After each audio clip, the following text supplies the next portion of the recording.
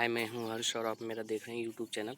मैं आपको इसमें 6 से 12th क्लास तक की जो है हिस्ट्री की 1 बाय 1 चैप्टर रीड कराएंगे। तो आप इसमें देख सकते हैं। इसमें एक लड़की है रसीदा जो कह रही है कि घर पर बैठी अखबार पढ़ रही थी। अचानक उसकी निगाह एक सुर्खी पर पड़ी जो 100 साल पहले। वह सोचने लगी कि यह कोई कैसे जान सकता है कि इतने वर्षों पहले क्या हुआ था। तो कह रहे कैसे पता लगाएं या जानने के लिए कल क्या हुआ था। तुम रेडियो सुन सकते हो, टेलीविज़न देख सकते हो या फिर अखबार पढ़ सकते हो। साथ ही यह जानने के लिए कि पिछले साल क्या हुआ था तुम किसी ऐसे व्यक्ति से बात कर सकते हो जिसे उस समय की स्मृति हो। स्मृति मतलब याद हो, ठीक है, लेकिन बहुत पहले क्या हुआ था यह जानने के लिए जाना जा सकता है।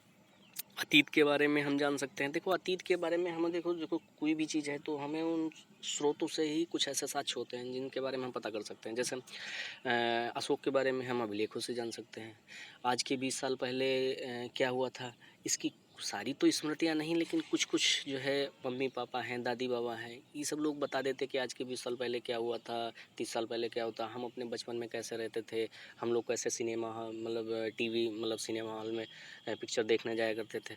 तो वो लोग इन सब चीज़ों को मतलब बताते हैं तो थोड़ा अच्छा लगता है कि हाँ अभी ये ऐसा है और आज के 100 साल पहले या 20 साल पहले या 30 साल पहले ऐसा हुआ करता। तो जानने की एक उत्सुकता हुआ करती है, ठीक है। अतीत के बारे में जान सकते हैं। अगर अतीत के बारे में बहुत कुछ जाना जा सकता है। जैसे लोग क्या खाते थे, ठीक है, कैसे कपड़े पहनते थे, किस तरह के घरों में रहते थे। हम आखेटकों, शिकारियों, पशुपालकों, कृषकों, शासकों, व्यापारियों, पुरोहित, शिल्पकारों, कलाकारों, संगीतकारों या फिर वैज्ञानिकों के बारे में जानकारियाँ हासिल कर सकते हैं। यही नहीं, हम यह भी पता कर सकते हैं कि उस समय बच्चे कौन से खेल खेलते थे, कौन सी कहानियाँ सुनते थे, कौन से नाटक देखा करते थे या फिर कौन कौन से गीत गाते थे। लोग कहाँ रहते थे, करें नर्मदा नदी का पता लगाओ। कई लाख वर्ष पहले लोग इस नदी के तट पर रह रहे थे। यहाँ रहने वाले आरंभिक लोगों में से कुछ संग्राहक थे जो आसपास के जंगलों में, संग्राहक मतलब ये होता है कि मतलब संग्रह करना, मतलब इकट्ठा करना चीज़ों को, अपने भोजन के लिए जड़ों, फलों, जंगल के अन्य उत्पादकों का यहीं से संग्रह किया करते थे। ये जानवर आखेटक यानी शिकार भी करते हैं। आखेटक मतलब शिकार करना, ठीक है। तो नर्मदा नदी देखो ये जो भारत है, भारत के बीचों बीच में, उत्तर और दक्षिण के बीच में देखो नर्मदा नदी है, विंध्य की पहाड़ियाँ, ठीक है। नर्मदा नदी के पास में सतपुड़ा या ताप्ती नदी है, ठीक है। इसका भी ध्यान रखना। देखो मानचित्र को आप डेली देखिएगा, ठीक है। तो जब डेली आप मानचित्र को देखेंगे तो फिर आपकी हैबिट हो जाएगी, मतलब हर चीज़ों को आप बहुत जल्दी आसानी से माइंड मैकअप कर लोगे। माइंड में एकदम पिक्चर टाइप की आपके बन जाएगी, ठीक है। फिर उसके बाद हम कह रहे हैं अब तुम उत्तर पश्चिम का मतलब समझते। देखो ये देखो, हम आपको सारी दिशाएं देखो, ये उत्तर है, ये दक्षिण है, ये पूर्व है, ये पश्चिम है। अब क्या कह रहा है, कह रहा है उत्तर पश्चिम क्या हुआ, उत्तर और ये पश्चिम वाला भाग हो गया। इसमें क्या कह रहा है कि सुलेमान और किर्थक की पहाड़ियाँ का पता लगाओ। सुलेमान और देखो ये सुलेमान और किर्थक की पहाड़ियाँ हो गई, ठीक है। अब इसमें कह रहा है कि इसी क्षेत्र में कुछ ऐसा स्थान है जहाँ लगभग 8000 वर्ष पूर्व की बात कर रहा है। स्त्री पुरुषों ने सबसे पहले गेहूँ को जो है, देखो पहले की आपने जैसे मान लिया पढ़ा होगा कि पहले मानव क्या था, शिकारी था। वो अपना भोजन जो है जानवरों का शिकार करके करा। फिर धीरे धीरे उन्होंने जो है आग का आविष्कार किया, तो फिर उन्होंने जानवरों को पका के खाने लगे।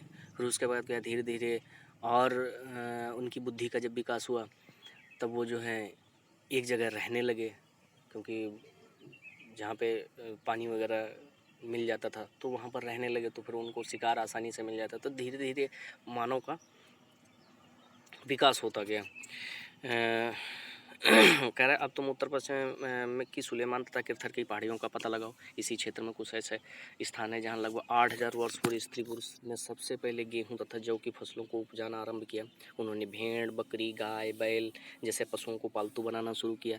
ये लोग गाँव में रहते थे। उत्तर पूर्व में गारो तथा मध्य में विंध्य की पहाड़ियों का पता लगाओ। अब उत्तर पूर्व में ये देखो विंध्य की पहाड़ियाँ हैं, देखिए विंध्य की पहाड़ियाँ, ठीक है। कुछ ऐसे क्षेत्र हैं जहाँ पर कृषि का विकास हुआ, जहाँ सबसे पहले चावल उपजाया गया। ये स्थान विंध्य के उत्तर में है। देखो विंध्य की पहाड़ियाँ हैं, ये इसका उत्तर स्थान है।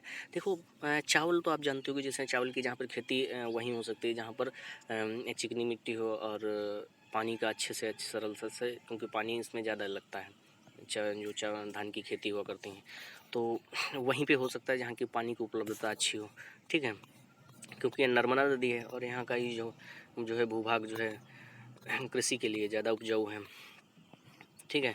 अब उसके बाद में यहाँ से ये तो आपको पढ़ लिया है, अब यहाँ से पढ़ते हैं।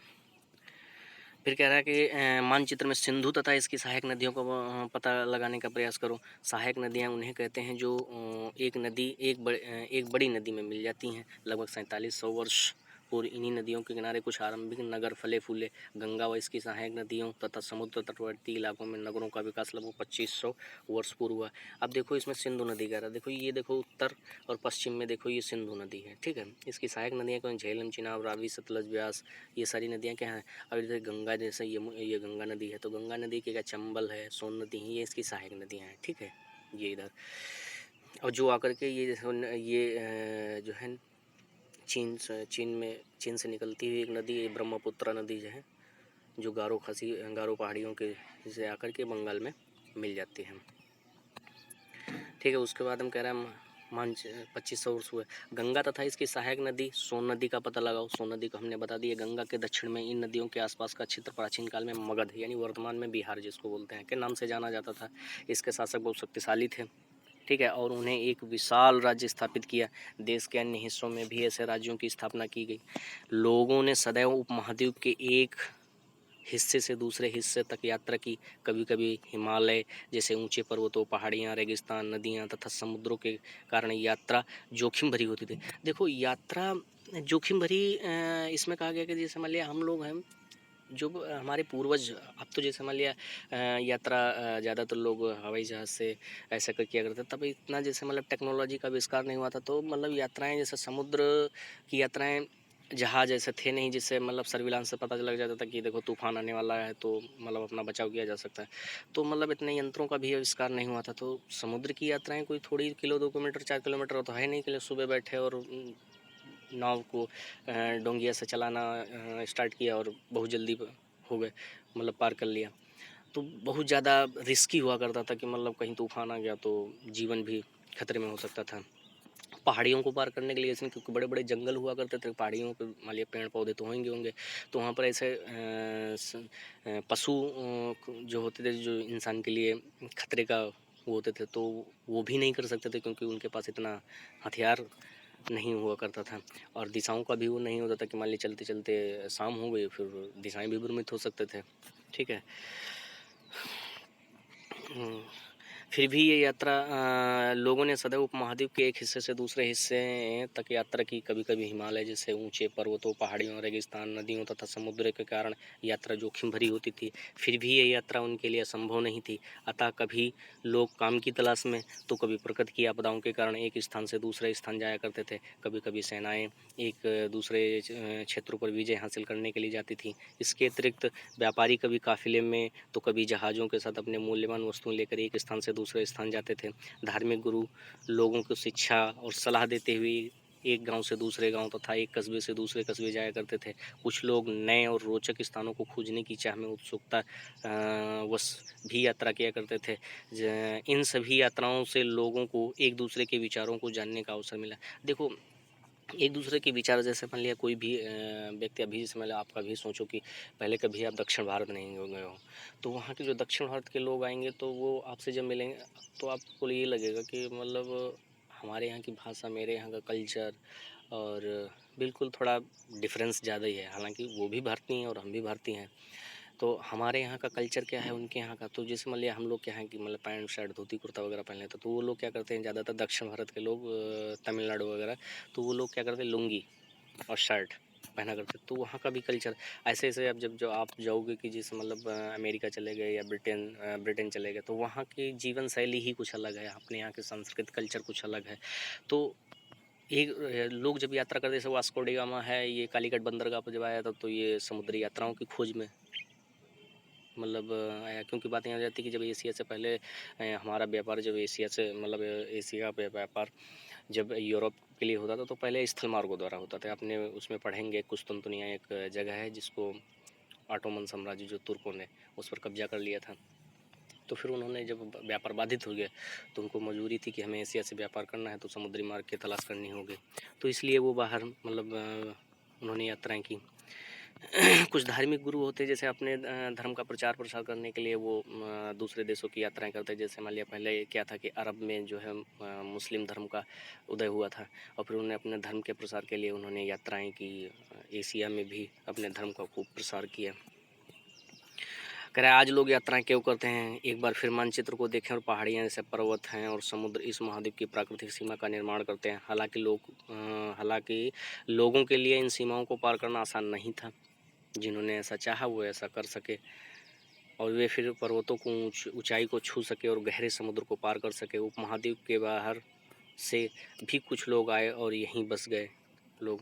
इस आवागमन से हमारी संस्कृति परंपराओं को समृद्ध किया। कई सौ वर्षों से लोग पत्थर को तराशने, संगीत रचने, यहाँ तक कि भोजन बनाने के लिए नए तरीक़ों के बारे में एक दूसरे के विचारों को अपनाते रहे। देखो जब जैसे मान लिया कोई भी है मतलब बाहर से जब आते थे तो उनका कुछ कल्चर होता था, कुछ अपना कल्चर होता था। तो यहाँ पर जैसे मान लिया कई जो है कोई भी व्यक्ति जब आपसे मिलता है तो आपको कुछ ना कुछ जैसे मान लिया उन्होंने अपने इधर का कुछ बताया तो ये संस्कृति मिक्स हुई और कई चीज़ों का जैसे विकास हो गया। जैसे आप आगे पढ़ोगे मंदिर निर्माण की जो शैली है, पहले अपने यहाँ जो है मंदिर निर्माण की शैली नहीं थी, लेकिन बाहर से जब लोग आए तो उन्होंने मंदिर निर्माण की शैली धीरे धीरे विचारों का आदान प्रदान होता रहता है। देश के नाम अपने देश के लिए हम प्रायः इंडिया तथा भारत जैसे नामों का प्रयोग करते हैं। इंडिया शब्द इंडस से निकला है जिसे संस्कृत में सिंधु कहा जाता है।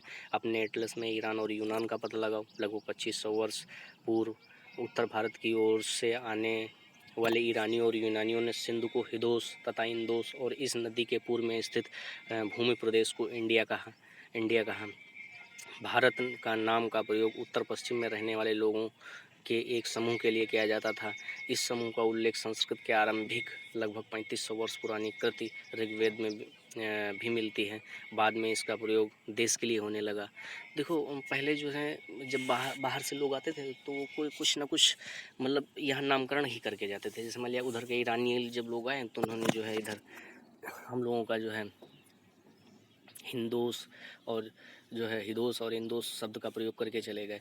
अतीत के बारे में कैसे जाना करें, अतीत की जानकारी हम कई तरह से प्राप्त कर सकते हैं। इसमें एक नया तरीका है अतीत में लिखी गई पुस्तकों को ढूंढना और पढ़ना। ये पुस्तकें हाथ से लिखी होने के कारण पांडुलिपि कही जाती है। अंग्रेजी में पांडुलिपि के लिए प्रयुक्त होने वाला मैन्युस्क्रिप्ट शब्द लैटिन शब्द मेनू जिसका अर्थ हाथ है, ठीक है, से निकला है। ये पांडुलिपियाँ प्रायः ताड़ के पत्ते अथवा हिमालय क्षेत्र में उगने वाले भूर्ज नामक पेड़ की छाल से विशेष तरीके से तैयार भोजपत्र पर लिखी मिलती है।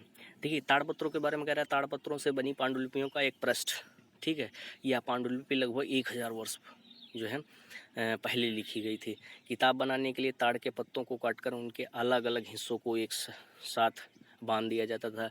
भूर्ज पेड़ की छाल से बनी एक ऐसी ही पांडुलिपि को तुम यहाँ देख सकते हो। देखो पहले जो पांडुलिपि जैसे मतलब जो लिखने के लिए कागज़ का इतना आविष्कार नहीं हुआ था तो लोग अपने विचारों को या अपने कुछ ऐसा जैसे मान लिया अशोक के अभिलेख हैं तो उस समय अगर कागज़ का आविष्कार हुआ तो उन्होंने भी ग्रंथ टाइप के बनवा लिख करके और लाइब्रेरी छोड़ के गए होते। तो ऐसा कुछ ना था नहीं, तो उन्होंने पत्थरों पे जो है अपने विचारों को लिखना कि आने वाली पीढ़ियाँ जो हैं इन सब चीज़ों को पढ़ेंगी, ठीक है, तो वो भी मतलब देखेंगी कि अशोक एक महान शासक था और वो अपने यहाँ राज्य कैसे करता था। इन सब चीज़ों को उन्होंने अपने अभिलेखों में लिखवाया। कह रहे इतने वर्षों में इनमें से कई पांडुलिपियाँ तो कीड़ों ने खा लिया। अब जैसे मान लिया कोई भी कागज़ है, आप भी देखते हो कि जैसे जो पुरानी किताबें हैं धीरे धीरे पेज उनका सड़ने लगता है। इतने वर्षों में कई पांडुलिपियों की कीड़ों ने खा लिया तथा कुछ नष्ट कर दी गई। फिर भी ऐसी कई पांडुलिपियाँ आज भी उपलब्ध हैं। प्रायः ये पांडुलिपियाँ मंदिरों और विहारों से प्राप्त होती हैं। इन पुस्तकों में धार्मिक मान्यताओं व व्यवहार और राजाओं के जीवन, औषधियाँ, विज्ञान आदि सभी प्रकार के विषयों की चर्चा मिलती है। इसके अतिरिक्त हमारे यहाँ महाकाव्य हैं, कविताएं हैं, नाटक भी हैं। इनमें कई संस्कृत में लिखे हुए मिलते हैं जबकि अन्य प्राकृत और तमिल में हैं। प्राकृत भाषा का प्रयोग आम लोग करते थे। हम अभिलेखों का अध्ययन कर सकते हैं। ऐसे लेख पत्थर अथवा धातु जैसी अपेक्षाकृत कठोर सतहों पर उत्कीर्ण किए गए मिलते हैं। कभी कभी शासक अथवा अन्य लोग अपने आदेशों को इस तरह उत्कीर्ण करवाते थे ताकि लोग उन्हें देख सकें, पढ़ सकें और उनका पालन कर सकें। कुछ अन्य प्रकार के अभिलेख भी मिलते हैं जिनमें राजाओं तथा रानियों सहित अन्य स्त्री पुरुष ने भी अपने कार्यों के विवरण उत्कीर्ण करवाए। उदाहरण के लिए प्रायः शासक लड़ाइयों में अर्जित विजयों का लेखा जोखा रखा करते थे। ठीक है, तो इसमें कह रहा है लगभग 2250 वर्ष पूर्व पुराना यह अभिलेख वर्तमान में अफगानिस्तान के कंधार में है। ठीक है, यह अभिलेख अशोक नामक शासक के आदेश पर उत्कीर्ण करवाया गया था। इस शासक के विषय में तुम अध्याय 7 में पढ़ोगे। ठीक है, जब हम कुछ लिखते हैं तब हम किसी लिपि का प्रयोग करते हैं। लिपियाँ अक्षरों अथवा संकेतों से बनी होती हैं। जब हम कुछ बोलते हैं अथवा पढ़ते हैं हम एक भाषा का प्रयोग करते हैं। जैसे मान लिया हम कुछ लिखते हैं, जैसे मान लिया कुछ भी अपने विचारों को लिखा है या तो हिंदी में लिखें या इंग्लिश में लिखें या कोई भी जर्मन लैटिन जो भी भाषा है, तो किसी लिपि का सहारा लेना पड़ेगा। ठीक है, यह अभिलेख इस क्षेत्र में प्रयुक्त होने वाला यूनानी और अरमेइक नामक दो भिन्न लिपियों तथा भाषाओं में है। ठीक है, कह रहे तुम बता सकती हो कि कठोर सतह पर लेख लिखवाने के क्या लाभ हैं, ऐसा करवाने से क्या क्या कठिनाई है। देखो, लिखने में तो कठिनाई होगी, लेकिन ये फिर इतनी जल्दी कागज़ तो है नहीं, पानी पड़ने पर गल जाएगा या मतलब नॉर्मल कोई बच्चा ऐसे खेलने में खींच देगा तो फट जाएगा। तो इन सब चीज़ों को क्या है, इसमें लिखने में तो कठिनाई है लेकिन फिर ये बहुत दिनों तक चलता है। कोई पानी डालने पे होगा नहीं, कहीं भी आप रखवा दो तो ये बना रहेगा। इसके अतिरिक्त कई अन्य वस्तुएं अतीत में बनी और प्रयोग में लाई जाती थीं। ऐसी वस्तुओं का अध्ययन करने वाला व्यक्ति पुरातत्वविद कहलाता है। जैसे जो हिस्ट्री है, इतिहास में जो पुरानी जैसे मान लिया कोई भी चीज़ें हैं उनका अगर खोज करके जैसे मान लिया पता लगाते हैं तो उनको क्या कहते हैं, पुरातत्वविद कहते हैं। जैसे मान लिया हड़प्पा की जब खुदाई हुई थी, अपने राजा राम मोहन राय और ऐसे कई लोगों के नाम आगे सुनेंगे, जैसे कनिंघम।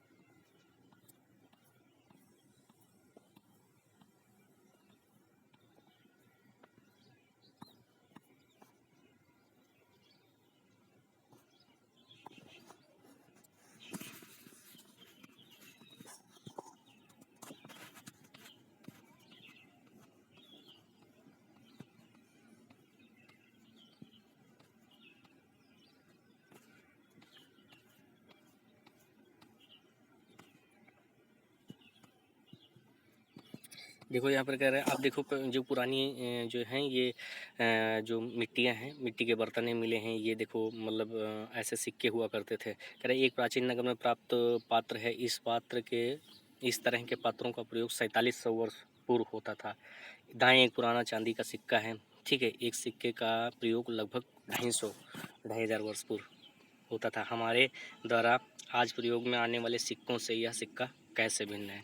इसका कह रहा है इसी में देखो कह रहे हैं कि इसके अतिरिक्त कई अन्य वस्तुएं अतीत में बनी और ये प्रयोग में लाई जाती थी। ऐसी वस्तुओं का अध्ययन करने वाला व्यक्ति पुरातत्वविद कहलाता है। पुरातत्वविद पत्थर और ईंटों से बनी इमारतों के अवशेष, चित्रों और मूर्तियों का अध्ययन करते हैं और औजारों, हथियार, बर्तनों, आभूषणों तथा सिक्कों की प्राप्ति के लिए छानबीन तथा खुदाई भी करते हैं। इनमें से कुछ वस्तुएं पत्थर, पकी मिट्टी तथा कुछ धातु की बनी होती हैं, सब हो सकती हैं।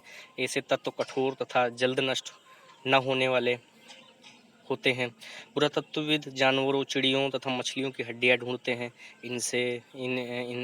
इससे उन्हें यह जानने में मदद मिलती है कि अतीत में लोग क्या खाते थे।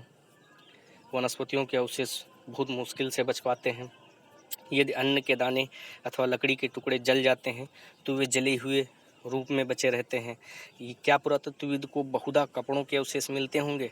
इसमें कह रहा है कि पांडुलिपियाँ हैं। पांडुलिपियों, अभिलेखों तथा पुरातत्व से ज्ञात जानकारियों के लिए इतिहासकार प्रायः स्रोत का प्रयोग करते हैं। जैसे में कोई भी स्रोत है, जैसे मान लिया कुछ भी जब मिलता है तो स्रोत उसको कहते हैं। जैसे मान लिया हम किसी चीज़ के बारे में वो जानकारी देने का जो मार्ग होता है उसको स्रोत बोलते हैं। इतिहासकार उन्हें कहते हैं जो अतीत का अध्ययन करते हैं। स्रोत के प्राप्त होते ही अतीत के बारे में पढ़ना बहुत रोचक हो जाता है, क्योंकि इन स्रोतों की सहायता से हम धीरे धीरे अतीत का पुनर्निर्माण करते जाते हैं। अतः इतिहासकार पुरातत्वविद उन जासूसों की तरह हैं जो इन सभी स्रोतों का प्रयोग सुराग के रूप में कर अतीत की जानने का प्रयास करते हैं। अतीत एक या अनेक कर अतीत एक या अनेक, तो अतीत तो अनेक हैं। क्या तुमने इस पुस्तक के शीर्षक में हमारे अतीत पर ध्यान दिया कि हमारा अतीत कैसा था? यहाँ अतीत शब्द का प्रयोग बहुवचन के रूप में किया जा गया है। ऐसा इस तथ्य की ओर ध्यान दिलाने के लिए किया गया है कि अलग अलग समूहों के लोग के लिए इस अतीत के अलग अलग मायने थे। उदाहरण के लिए पशुपालकों अथवा कृषकों का जीवन राजाओं तथा रानियों के जीवन से तथा व्यापारियों का जीवन शिल्पकारों के जीवन से बहुत भिन्न था। जैसा कि आज भी देखते हैं। देखो उसमें कह रहा है शिल्पकार है, तो देखो ये मजदूर वर्ग में आता है। जैसे शिल्पकार था, बढ़ई था, और तमाम ऐसे लोग जो निम्न वर्ग में आते हैं। और राजा और रानी का जीवन शैली क्या कहते हैं, वो तो शासक थे, तो उनका जो है जीवन थोड़ा ज़्यादा लग्जरी टाइप का था। जैसा आज भी हम देखते हैं कि जैसे मान लिया जो लोग उस समय भी देश के अलग अलग हिस्सों में लोग अलग अलग व्यवहार में रीति रिवाजों का पालन करते हैं। तो उदाहरण के लिए आज अंडमान द्वीप के अधिकांश लोग अपना भोजन मछलियों को पकड़कर शिकार करके तथा फल फूल के संग्रह द्वारा प्राप्त करते हैं। इसके विपरीत शहरों में रहने वाले लोग खाद्य आपूर्ति के लिए व्यक्तियों पर निर्भर रहते हैं। इस तरह के भेद अतीत में भी विद्यमान थे। इसके अतिरिक्त एक तरह का भेद है, उस समय शासक अपनी विजयों का लेखा जोखा रखते थे। यही कारण है कि हम उन शासकों तथा उनके द्वारा लड़ी जाने वाली लड़ाइयों के बारे में काफ़ी कुछ जानते हैं।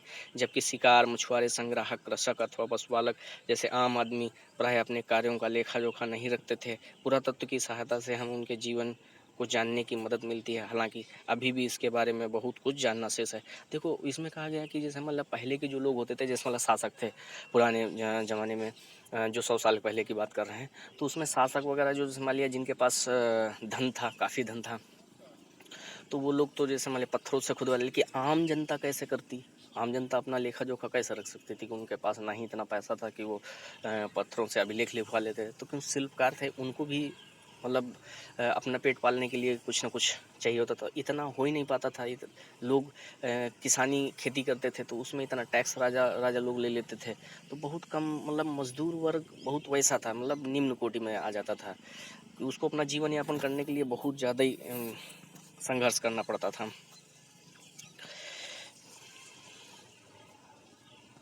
तिथियों का मतलब कह रहा है, अगर कोई तुमसे तिथि के विषय में पूछे तो तुम शायद उस दिन की तारीख व माह वर्ष जैसे कि 2000 या इसी तरह का कोई वर्ष बताओगी। वर्ष की यह गणना ईसाई धर्म प्रवर्तक ईसा मसीह के जन्म की तिथि से पहले की जाती है। अतः 2000 वर्ष कहने का तात्पर्य ईसा मसीह के जन्म के 2000 वर्ष बाद।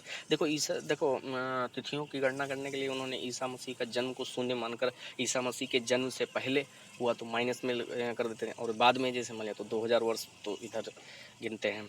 ठीक है, बाद में और पहले ईसा मसीह को बीच में एक शून्य का आधार मानकर गणना करते हैं। जैसे पहले रूप में जानी जाती इस पुस्तक में हम 2000 को अपना आरंभिक बिंदु मानते हुए वर्तमान से पूर्व तिथियों का उल्लेख करेंगे। ठीक है, अब इतिहास में इसमें कह रहा है कि अंग्रेजी में BC, हिंदी में इसे ईसा पूर्व कहते हैं, का तात्पर्य बिफोर क्राइस्ट, यानी ईसा मसीह के जन्म से पहले। हमने आपको अभी पहले बताया है। कभी कभी तुम तिथियों से पहले AD या हिंदी में लिखा है पाती हो। यह एनो डोमिना नाम 2 लैटिन शब्दों से बना है। इसका तात्पर्य ईसा मसीह के जन्म के वर्ष से है। कभी कभी AD की जगह CE तथा BCE की जगह BCE का प्रयोग होता है। CE अक्षरों का प्रयोग कॉमन एरा तथा BCE का बिफोर कॉमन एरा के लिए होता है। इन शब्दों का प्रयोग इसलिए करते हैं क्योंकि विश्व के अधिकांश देशों में अब कैलेंडर का प्रयोग सामान्य हो गया है। भारत में तिथियों के इस रूप का प्रयोग लगभग 200 वर्ष पूर्व आरंभ हुआ था। कभी कभी अंग्रेज BP अक्षरों का भी प्रयोग करते हैं, जिसका तात्पर्य है बिफोर प्रेजेंट, वर्तमान से पहले। ठीक है, अब इसमें ये देखो इस चैप्टर में बस सब दिखाया गया कि कल्पना करो कि नर्मदा नदी, घाटी, मगध, गारो, फांसी जो है पहाड़ियाँ, तो सिंधु तथा इसकी सहायक नदियाँ। तो आप देखो ये वाला है, इसको चाहो तो हम आपको टेलीग्राम में एक चैनल बनाएंगे जिसमें हम ये सारी PDF आपको शेयर करते रहेंगे। देखो ये देखो मैप इधर दिया हुआ है।